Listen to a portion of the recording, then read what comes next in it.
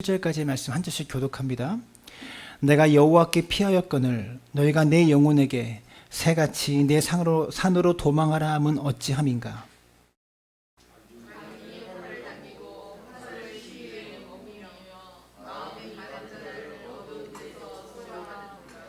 터가 무너지면 의인이 무엇을 하랴.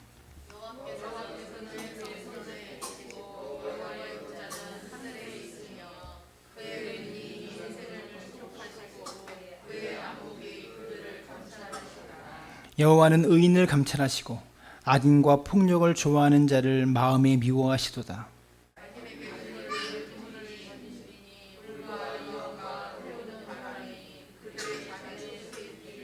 다같이 여호와는 의로우사 의로운 일을 좋아하시나니 정직한 자는 그의 얼굴을 배우리로다. 아멘. 네, 옆 사람 바라보고 인사했으면 좋겠습니다. 당신과 함께여서 행복합니다. 네, 함께여서 행복하고요. 감사합니다. 전 세계적으로 코로나19 때문에 많은 사람들이 어려움을 겪고 있고요. 또 경제적으로 위기를 만나고 있으며 곳곳에서 여러 가지 어려움들을 모두가 호소하고 있습니다. 말 그대로 기초가 무너지고 있고요.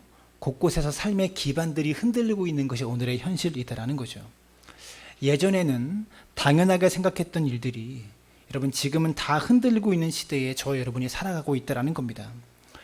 예전에는 다 같이 모여서 예배드리는 게 별로 이상하지 않았잖아요.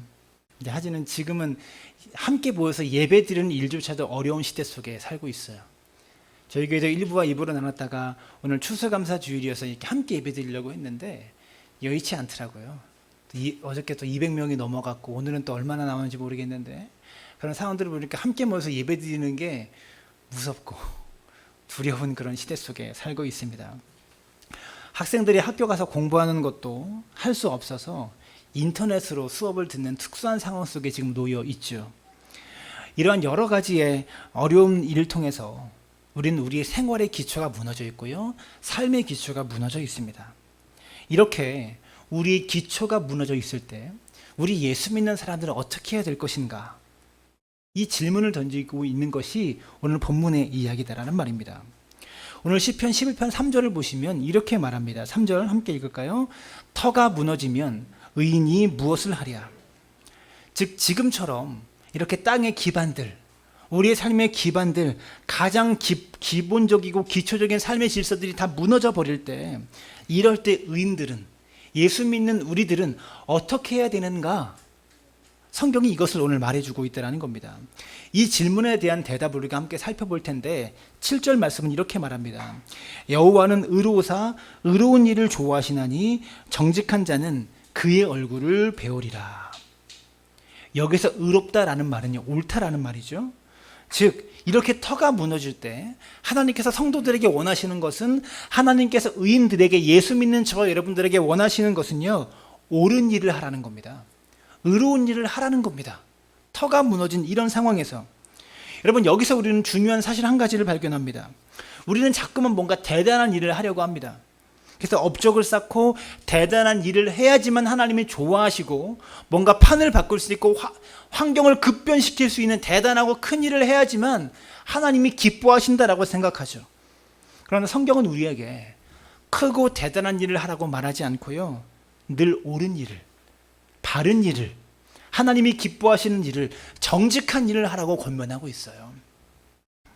그래서 오늘 본문은 우리에게 터가 무너질 때, 삶의 기초가 무너질 때 예수 믿는 성도는 옳은 일을 해야 된다라고 말하고 있다는 것이죠. 그런 의미에서 사랑나무 교회 모든 성도님들이 추수감사주의를 맞이하여, 특별히 코로나 시대의 추수감사주의를 맞이하여 우리가 옳은 일을 하며 나아갈 수 있었으면 참 좋겠습니다. 이 옳은 일을 감당함으로 하나님을 기쁘시게 하는 참된 성도 되어지시기를 부탁을 드려요.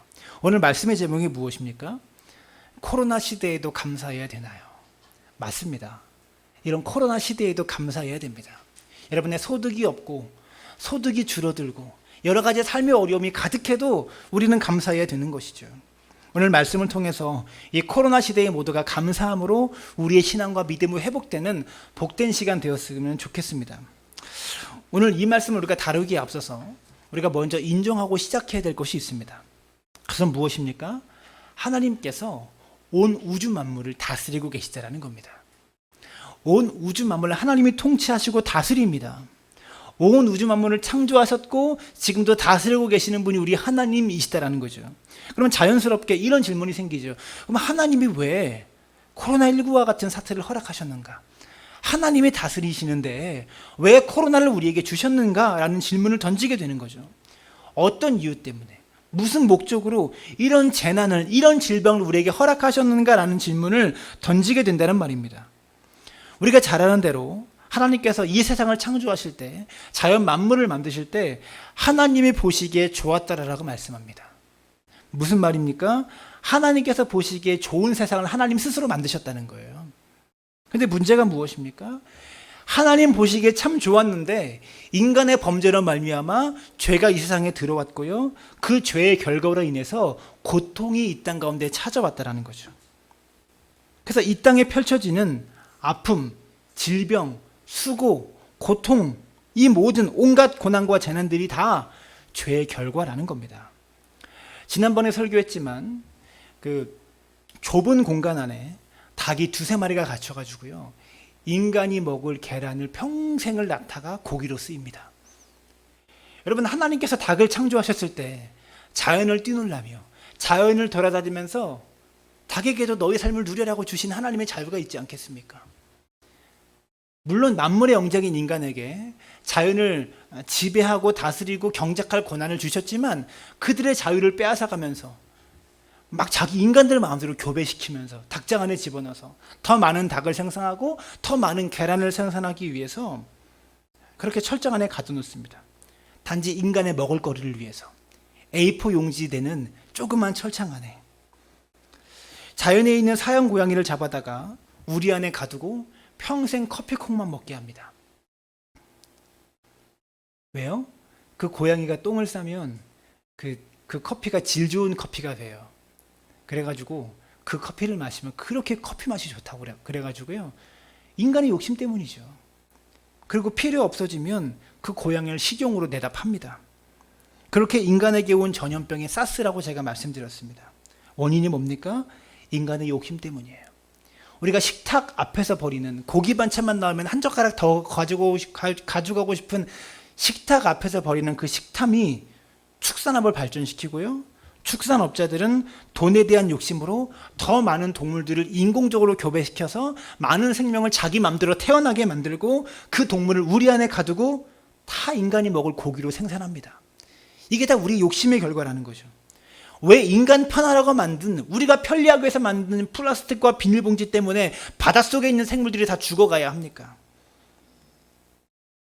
그것으로 인해서 생태계가 병들고 파괴되고 있죠. 그 많은 쓰레기들 불태우고 처리하느라고 미세먼지가 우리에게 다시 찾아오고 있다는 겁니다. 이 모든 일의 근원이 어디서 시작된 겁니까? 죄에서 시작된 거예요. 어쩌면 작은 식탐, 작은 욕심, 이 하나에서 이 모든 일이 펼쳐졌다는 거죠. 이 말은 무엇입니까? 모든 이 땅의 고통과 질병과 아픔의 원인이 우리의 죄로부터 출발했다는 겁니다. 그래서 바울은 로마 교회에 편지를 보내면서 이렇게 말합니다. 로마서 8장 20절부터 보시면 이렇게 말하죠. 피조물이 허무함되 굴복하는 것은 자기의 뜻이 아니요 오직 굴복하게 하시는 이로 말미암음이라. 그 바라는 것은 피조물도 썩어짐의 종로를 탄 데서 해방이 되어 하나님의 자녀들의 영광의 자유에 이르는 것이니라. 피조물이 다 이제까지 함께 탄식하며 함께 고통을 겪고 있는 것을 우리가 아느니라. 쉽게 말하면 피조물인 우리의 세계, 이 피조 세계가 고통받고 어려운 것은 다 피조물들의 죄의 결과라는 겁니다. 여러분, 우리가 이 사실을 생각할 때 중요한 것 한 가지를 깨닫죠. 우리는 내가 죄인이다라는 것을 잘 생각하지 못합니다.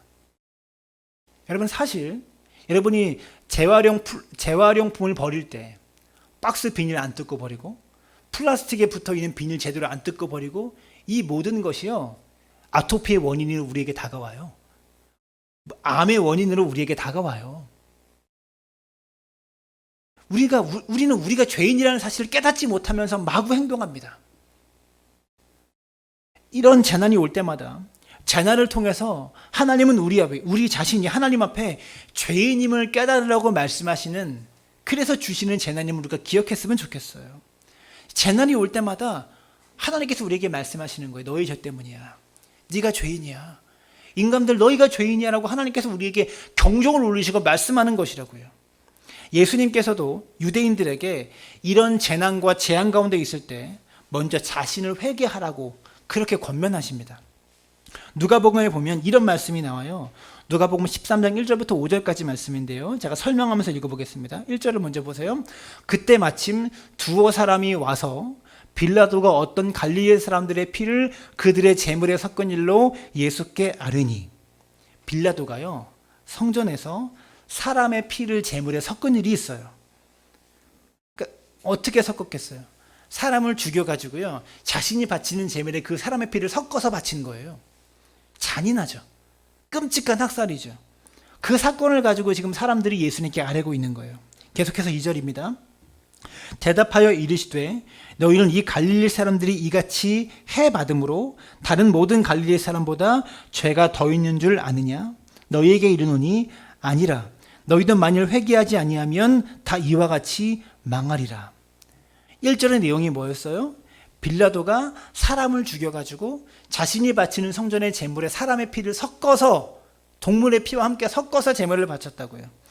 근데 그때 죽임을 당한 갈릴리 사람들이 다른 갈릴리 사람보다 죄가 많아서 그렇게 죽은 겁니까? 이런 질문에 예수님께서 대답하신 거예요. 그들의 죄의 문제가 아니라 너희의 회개가 먼저 필요하다라는 겁니다. 빌라도가 왜 죽였겠어요? 정치적인 유불리에 따라서 자기가 몰리니까. 사람들의 이익과 이 모든 것이 충돌해가지고 이런 사태가 벌어지는 것 아닙니까? 이어지는 4절을 보시면 또 실로암에서 망대가 무너져 치어 죽은 18사람이 예루살렘에 거한 다른 모든 사람보다 죄가 더 있는 줄을 아느냐. 이번에는요, 실로암에서 망대가 무너져 가지고요 18명의 사람이 죽었습니다. 사고로 죽은 거죠. 여러분, 이때 죽은 사람이 죄가 많아서 죽었어요? 아니잖아요. 근데 사람들이 이렇게 얘기한다는 말입니다. 그때 예수님께서 하신 말씀이 5절을 보세요. 너희에게 이르노니 아니라. 너희도 만일 회개하지 아니하면 다 이와 같이 망하리라. 이렇게 말씀하고 있더라는 거예요. 지금 사람들은 재난과 재앙에 대해서 질문하고 있어요. 빌라도가 사람들을 학살한 것은 재앙이죠. 실로암 망대가 무너져서 사람들이 깔려 죽은 것은 재난입니다. 그런데 예수님은 이 사람들의 죄의 문제 신경 쓸 게 아니라 너희는 이 재앙으로 말미암아 너희 자신이 회개해야 된다고 가르치고 있다고요. 즉 재난과 재해가, 슬픔과 아픔이 일어날 때 우리는 뭘 생각해야 된다는 겁니까? 우리의 죄 때문에 이런 재앙이 찾아왔구나. 이런 고통이 임한 것이 다 죄의 결과구나. 이런 생각을 해야 된다는 말입니다. 우리가 사는 시대에 코로나와 같은 고통이 임한 것이 바로 나의 죄 때문임을 알고 기억해야 된다. 회개해야 된다는 겁니다. 식당 앞에서 부렸던 작은 식탐도 회개하고요. 일회용품 많이 쓴 것도 회개해야 되고요. 재활용품을 대충 버린 것도 회개해야 된다는 그런 말입니다. 사랑하는 여러분, 우리가 코로나19를 겪으면서 깨닫게 되는 중요한 사실이 있습니다. 그게 무엇입니까? 인간의 기술, 인간의 과학기술, 인간의 의료기술이요, 별로 신뢰할 만한 것이 못 된다는 겁니다. 우리가 의지할 만한 것이 아니었다는 것을 깨닫게 되죠. 뭐가 만들어졌다, 뭐 어떤 연구가 계속되고 있다, 뭐 3상이 진행되고 있다 얘기하고 있지만 확실한 치료제나 확실한 백신이 나와서 우리에게 적용되려면 아직 한참 멀었습니다. 우리는 과학기술을 신뢰했고요, 의료기술을 신뢰했고요, 현대과학과 현대의학이 대단하다고 막 떠들고 다녔습니다. 근데 대단한 것이 아무것도 없었다는 거죠. 여러분, 선진국이라고 말하는 유럽을 한번 보십시오. 선진국이라고 말하면서 미국 한번 보세요. 정말 그 나라가 의지하고 있는 우리보다 더 뛰어난 의술들, 과학기술들, 의료기술들이 그 나라를 지켜주고 있습니까? 전혀 못 지켜주고 있잖아요. 유럽도 뭐 15만 명이 하루 만에 확진되고 미국도 20만 명 넘게 하루 만에 확진되고 그러고 있는 거 아닙니까? 우리가 의지해왔던 그 모든 것들이 사실 우리를 지켜주는 것들이 아니었어요. 우리가 지금 깨닫고 있다는 말입니다. 잠언 28장 26절에 이렇게 말합니다. 자기의 마음을 믿는 자는 미련한 자요 지혜롭게 행하는 자는 구원을 얻는 자니라. 즉 내 마음을 믿는 게 미련한 것이다라고 성경이 가르치고 있어요. 우리가 우리 자신을 믿고 과학을 믿고 시스템을 믿고 의료 기술을 믿는 것은 미련한 짓이었다라고 말하고 있는 거예요. 그리고 이것이 우리가 회개해야 될 죄목입니다. 하나님을 의지하지 않고 돈을 의지하고 명예를 의지하고 과학 기술을 의지했던 우리 어리석음을 또 회개해야 된다는 것이죠. 이사야서는 2장 22절에서 이렇게 말합니다. 너희는 인생을 의지하지 말라. 그의 호흡은 코에 있나니 새말 가치가 어디 있느냐. 사랑하는 여러분, 우리는 무엇을 의지하고 있습니까? 이 코로나 시대에 우리가 의지해야 될 의지의 대상이 무엇입니까? 코로나19를 살아가면서 이 세상에 의지할 것이 아무것도 없다는 것을 우리가 깨달으며 살아가고 있지 않습니까? 이럴 때일수록 우리 자신을 돌아보며 하나님 앞에 나의 무능을 고백하고 하나님만 의지하는 저 여러분들 되시기를 주님의 이름으로 축원합니다. 사랑하는 여러분, 삶의 위기는 언제 찾아올까요? 코로나 때문에 위기가 온 게 아니라 우리는 물질을 잃어버리면 삶의 위기가 온다고 그렇게 생각할 때가 많습니다. 그런데 정말 위기는 물질을 잃어버릴 때 오는 것이 아니라 감사를 잃어버릴 때 옵니다. 그게 진짜 위기입니다. 그러면 우리가 이 코로나 시대에 참 감사할 것을 찾기 힘들 것 같은 이런 시대에 어떻게 범사에 감사할 수 있을까? 먼저 첫째로 가시가 아니라 꽃을 볼 수 있는 눈이 우리에게 열려야 합니다. 장미꽃을 보아도 장미꽃에 가시를 보는 사람이 있고 꽃을 보는 사람이 있다는 거죠. 이 말은 우리의 관점이 바뀌지 않으면, 우리의 생각과 우리의 관점이 바뀌지 않으면 우리의 소유가 아무리 많아져도 감사할 수 없다라는 그런 말이에요. 장미꽃을 보면 장미의 가시를 보면서 불평하는 사람이 있는가 하면 장미의 꽃을 보면서 감사하는 사람이 있듯이 봄의 꽃가루 때문에 불평하는 사람이 있는 반면에 봄이 되면 꽃향기 때문에 감사하는 사람 또한 있어요. 여름의 무더위 때문에 불평하는 사람이 있지만 여름의 시원한 수박 때문에, 시원한 그늘 때문에 감사하는 사람이 또 있다고요. 가을에 어저께도 우리 정기호 집사님하고 차 타고 오면서 나는 낙엽이 너무 싫어 그러시더라고요. 가을에 낙엽 때문에 싫어하는 사람이 있지만 우리 김은주 집사님처럼 낙엽만 보면 즐거워가지고 웃는 사람도 있어요. 단순한 이야기지만 매사가 어떻게 보느냐에 따라서 달라진다는 겁니다. 여러분, 모두가 알고 있는 이야기지만 다르게 보는 것이 왜 그렇게 어려운 일인지, 우리가 그렇게 오랫동안 신앙생활을 했음에도 불구하고 왜 세상과 나를 바라보는 눈이 우리가 그렇게 바뀌질 않는지 안타깝게 생각됩니다.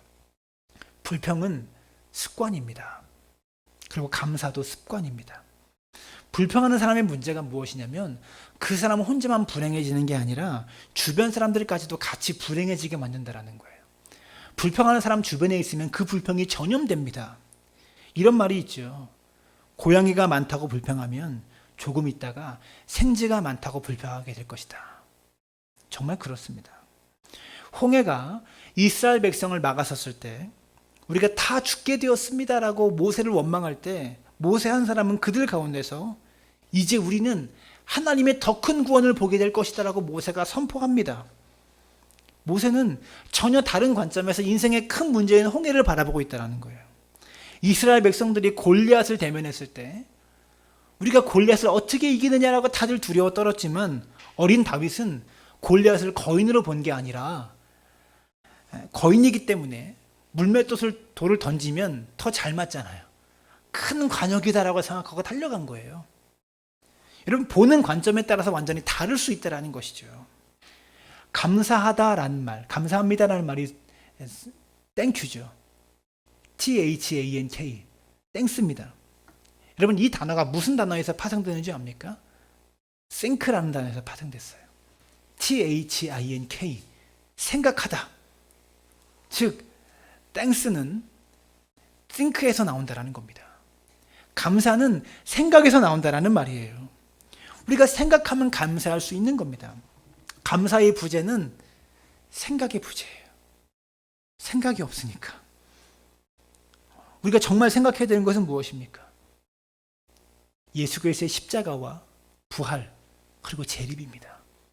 내가 구원받았다는 사실입니다. 이걸 생각해야 되는 거예요. 우리가 값없이 우리의 행위로 말미암아 구원된 것이 아니라 오직 예수 그리스도 안에 있는 하나님의 은혜로 말미암아 그 보배로운 피로 말미암아 우리가 하나님의 자녀가 되었다는 이 사실, 이것을 믿고 감격할 수 있다면 이게 최고의 감사죠. 우리가 신앙생활하면서 너무 많이 들어온 그런 이야기지만 정말 그 사실을 믿고 우리가 감격하고 감사하고 기뻐한다면 우리가 부활의 능력으로 이 세상을 이길 수 있는 거예요. 어떤 어려움도 어떤 고난도 돌파할 수 있어요. 근데 이것을 생각하지 못해요. 하나님의 자녀가 되었다는 이 사실을 우리가 인생의 어려움과 고난이 찾아올 때 이걸 생각하지 못한다는 것이죠. 우리가 이 사실을 정말 믿으면 우리 삶에 있는 모든 것들을 새롭게 볼 수 있는 삶의 시야가 새롭게 열린다는 겁니다. 사랑하는 여러분, 정말 여러분이 감사할 수 있도록 예수 그리스도의 험한 십자가를 더 간절히 붙잡을 수 있는 믿음의 사람들 되어주시기를 주님의 이름으로 축원합니다.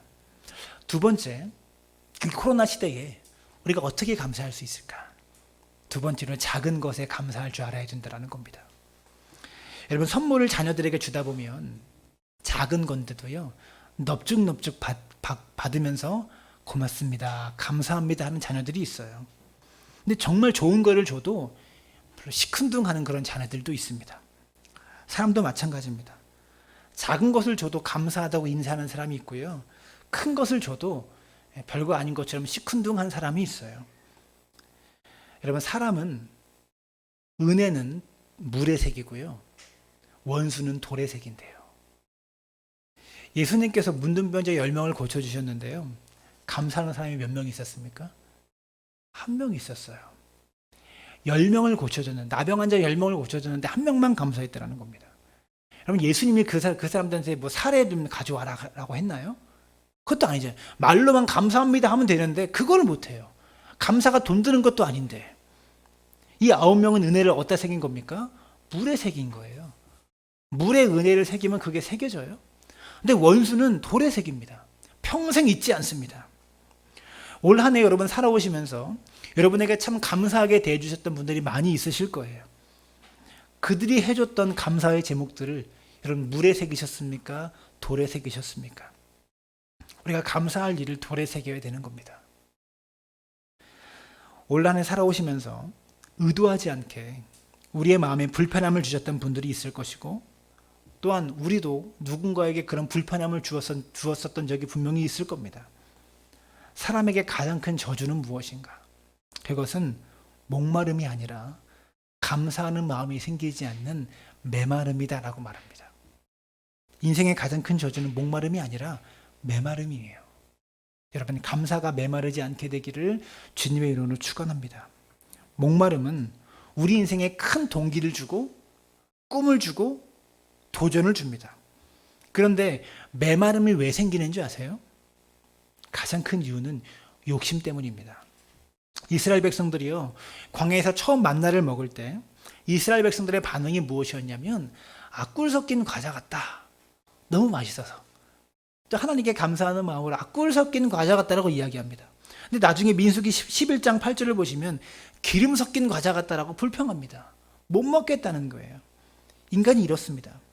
욕심이 얼마나 많은지 하나님도 인간의 욕심을 채워줄 수가 없어요. 우리의 욕심은 하나님도 못 채워줘요. 밑빠진 독입니다. 욕심은 절대 채워지지 않아요. 여러분, 야고보서 1장 15절은 욕심이 잉태한즉 죄를 낳고 죄가 장성한즉 사망을 낳느니라. 여러분, 탐욕을 버리실 수 있게 되기를 바랍니다. 욕심 부리지 않고 작은 것에 감사하는 마음, 이 마음이 우리에게 필요하다라는 거예요. 목회자들 중에서도요, 교회가 아무리 커지고 성도가 많아지고 교회의 재정이 풍부해져도 만족하지 못하는 사람들이 있어요. 이게 병이에요. 감사하지 못하고 목회의 꿈과 목회의 목표가 한 영혼을 하나님 앞에 바로 세우는 것이 아니라 늘 지금보다 더 커져야 되고 더 성장해야 되는 이 성장병에 걸려있는 목회자들이 많다고요. 여러분, 가장 경건한 기도는 가장 평범한 것에 감사하는 것이다라는 말이 있어요. 가장 거룩하고 경건한 기도는요, 여러분에게 있는 평범한 것에 감사하는 게 가장 거룩하고 경건한 기도래요. 지금 내가 누리고 있는 지극히 작고 당연하고 평범한 일들에 감사할 수 있는 믿음의 사람들 되시길 바랍니다. 세 번째로, 이 코로나 시대에 우리가 어떻게 살아가야 되느냐. 가시를 가진 것을 감사하라는 겁니다. 신앙이 성숙하다 보면 예전에는 이 가시 때문에 불평했고 이 가시 때문에 힘들었는데 이제는 이 가시조차도 감사하게 느껴질 때가 있습니다. 그리고 이 가시가 감사가 되는 자신을 보면서 또 감사하게 되는 것이죠. 인생을 살면서 상실을 경험하지 않은 인생이 하나도 없습니다. 그런데 그것을 잃어버렸기 때문에 내가 생명을 하고 있다는 사실을 아는 사람은 매우 적다라는 겁니다. 그러면 사람이 얼마나 어리석냐면 지금 내가 가지고 있는 이것이 좋은 것인지 나쁜 것인지 우리는 구분할 수가 없어요. 조금 지나면 예전에 이 질병 때문에 힘들었고 아팠고 괴로웠던 이 일들이 자신을 견고하게 해주고 자신의 믿음을 지켜주는 튼튼한 보석과 같은 것이었고 지금 당장 나에게 큰 유익이 되고 너무나 좋아서 기뻐했던 일들이 사실은 나에게 약이 아니고 세월이 지나서 독이 될 때가 많이 있다는 겁니다.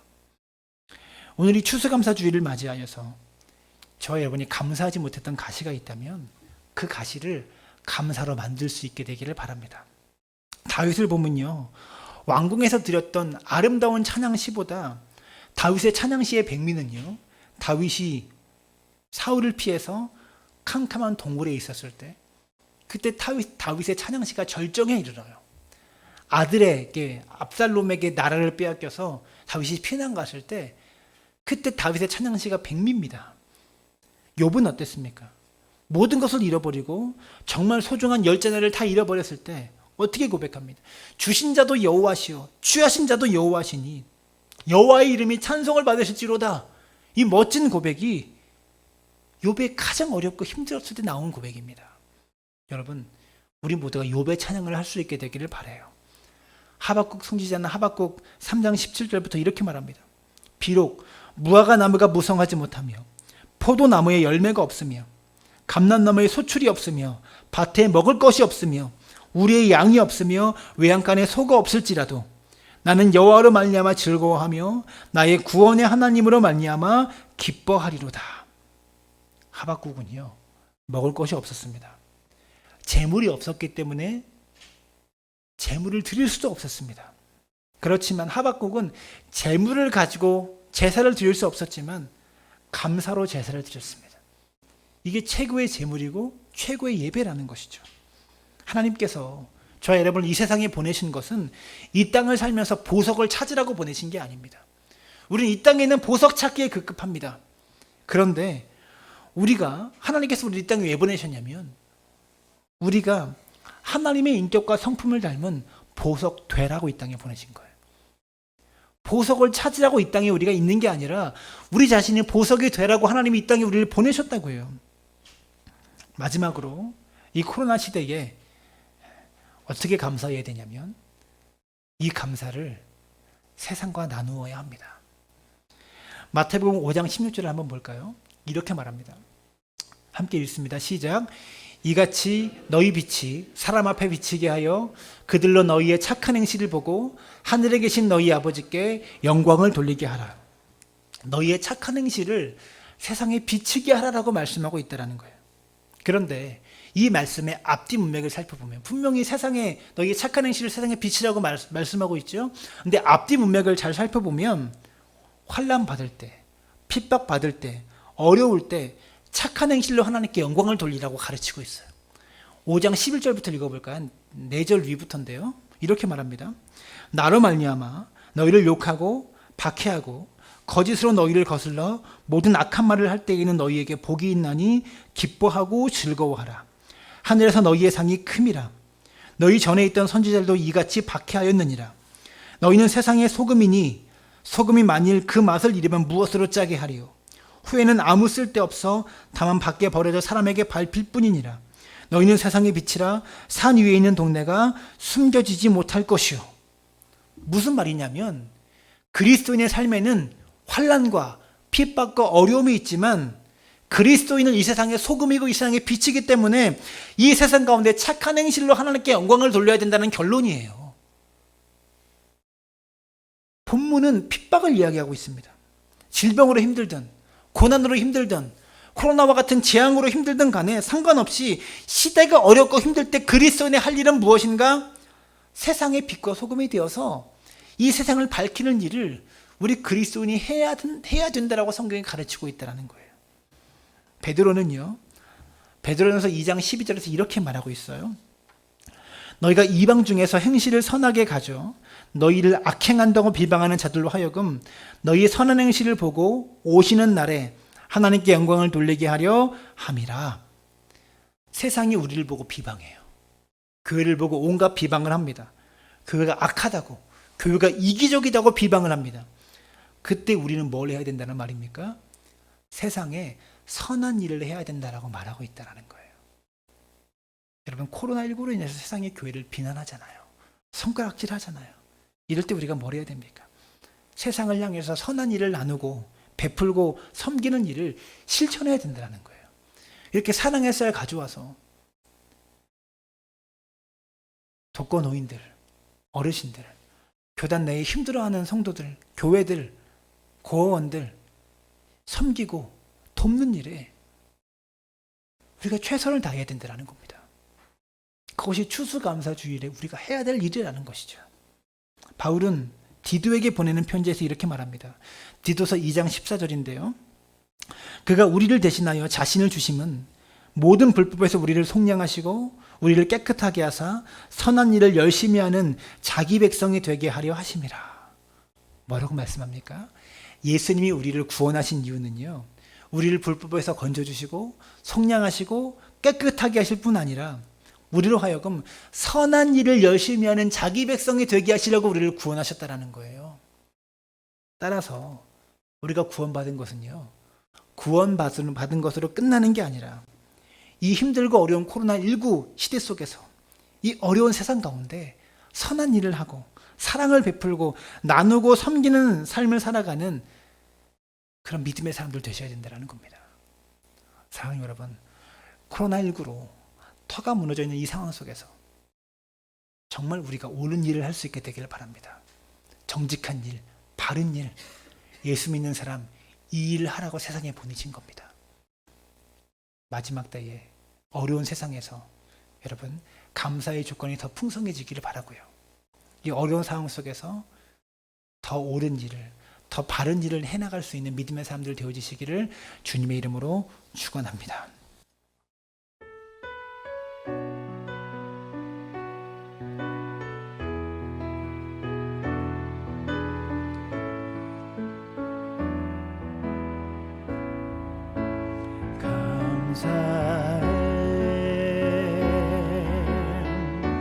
시험이 닥쳐올 때에 주께서 인도하시니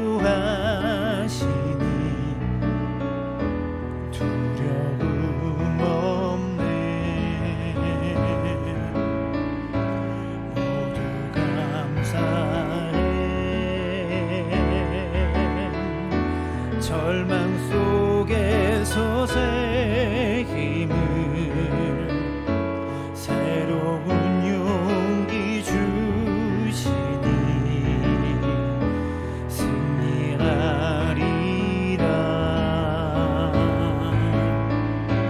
나의 모든 생활 속에서 주님이 함께 하시니 주님의 성령 나를 인도하시리. 시험이 나를 찾아올 때 주님 지켜주시리. 주님의 성령 나를 인도하시리. 사랑하는 여러분, 코로나19라는 시험이 우리에게 찾아올 때 그때 감사할 수 있게 되길 바랍니다. 이 어려운 시기 속에서도 여기까지 오게 된 것이 감사입니다. 여기까지 오게 된 것이 하나님의 은혜입니다. 이 시대에 무너지는 삶이 얼마나 많습니까? 절망에서 쓰러져 있는 삶이 얼마나 많습니까? 그러나 우리는 하나님께서 여기까지 우리를 인도하셨고 또 가난하고 소외되고 어려운 이웃들을 위해서 베풀 수 있는 귀한 물질들을 하나님께서 우리에게 주셨습니다. 이 모든 것에 감사하기를 바랍니다. 터가 무너질 때 우리가 해야 될 일은 옳은 일을 해야 됩니다. 감사하는 일을 해야 되고요, 이웃에게 선을 베푸는 일을 해야 되는 그런 그리스도인들 되어지시기를 바랍니다.